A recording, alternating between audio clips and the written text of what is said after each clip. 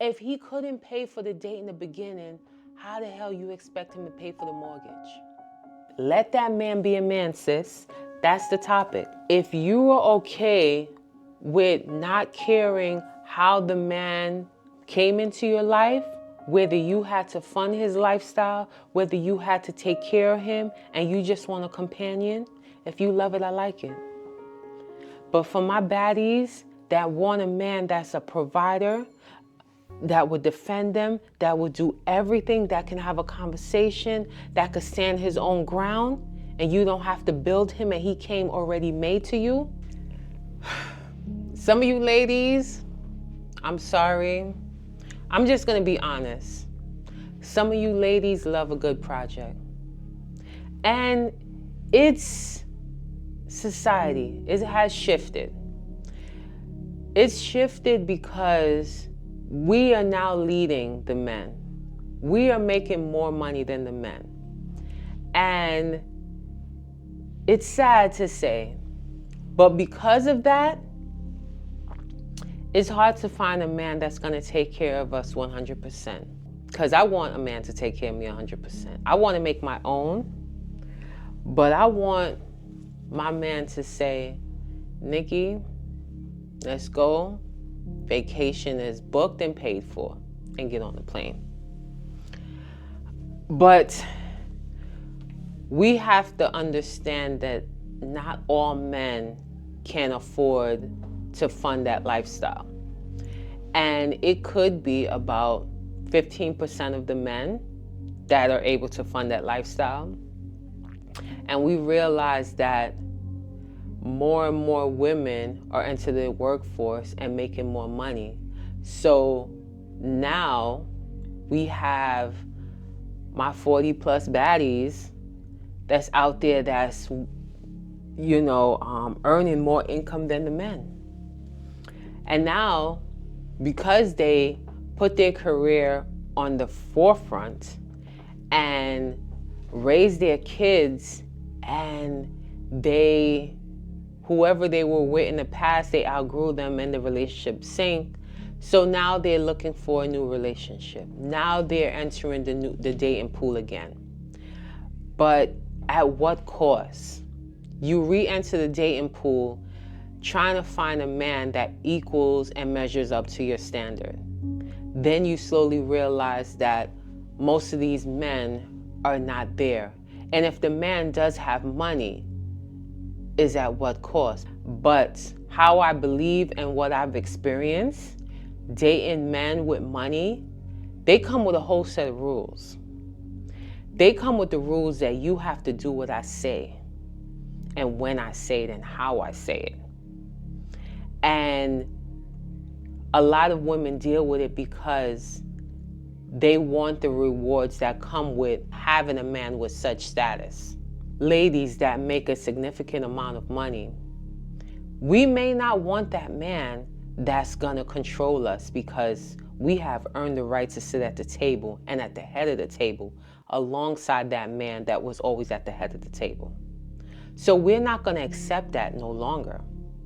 So some of my sisters, yes, you, have said, I am not gonna deal with a man like that.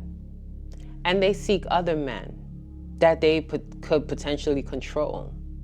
But when that control becomes too much and they meet the man, go on dates, they can meet them on, I'm not saying men in the club, no. People meet men at church, people meet men in the supermarket, people meet men in the library, people meet men on the train, everywhere. Let's take the club out the equation.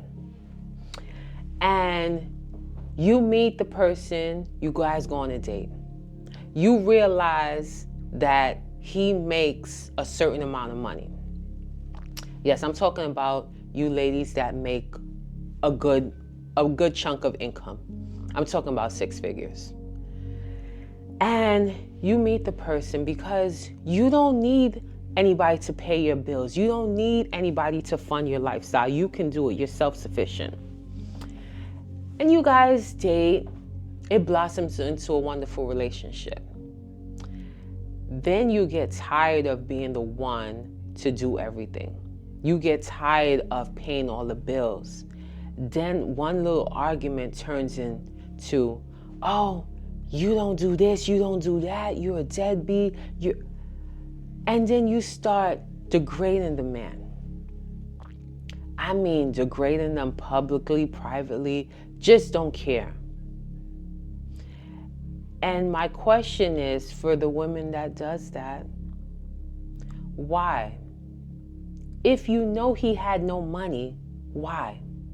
If he couldn't pay for the date in the beginning, how the hell you expect him to pay for the mortgage?